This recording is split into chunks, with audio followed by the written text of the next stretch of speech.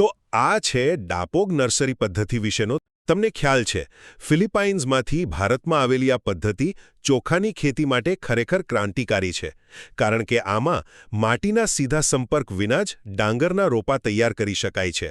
પહેલું માટી વિનાનો ઉછેર અને તેની કાળજી જુઓ મૂળ જમીનમાં ન ઘૂસી જાય ને એટલે કોન્ક્રીટ ફ્લોર અથવા ઊંચા માટીના બેડ પર પોલિથીન શીટ યા તો કેળાના પાન પાથરીને આ નર્સરી બનાવાઈ છે દર ચોરસ મીટરે 2 કિલો અંકુરિત બીજ વાવીને શરૂઆતના 3 થી 6 દિવસ તેને પાણી છાંટીને લાકડાના પાટિયાથી હળવેથી દબાવવામાં આવે છે જેથી મૂળિયા બિલકુલ સુકાય નહીં અને 6 દિવસ પછી તેમાં 1 થી 2 સેમી ઊંડાઈ સુધી પાણી ભરી રાખવામાં આવે છે બીજું સમય અને જગ્યાની જબરદસ્ત બચત તમે માનશો નહીં પણ માત્ર 14 જ દિવસમાં આ પાતળા અને નાજુક છોડ રોપણી માટે બિલકુલ તૈયાર થઈ જાય છે અને સૌથી મોટો ફાયદો તો એ છે કે આખા 1 હેક્ટર ખેતર માટે પૂરતા છોડ માત્ર 30 થી 40 ચોરસ મીટરના નાના વિસ્તારમાં તૈયાર થઈ જાય છે છેલ્લે આનું પરિવહન ખૂબ જ સરળ છે હવે માટી તો છે નહીં એટલે મૂળિયા એકબીજા સાથે ગૂંથાઈ જાય છે તેથી તેને પટ્ટામાં કાપીને એકદમ સાદડીની જેમ રોલ વાળીને ખેતર સુધી લઈ જવું આસાન બની જાય છે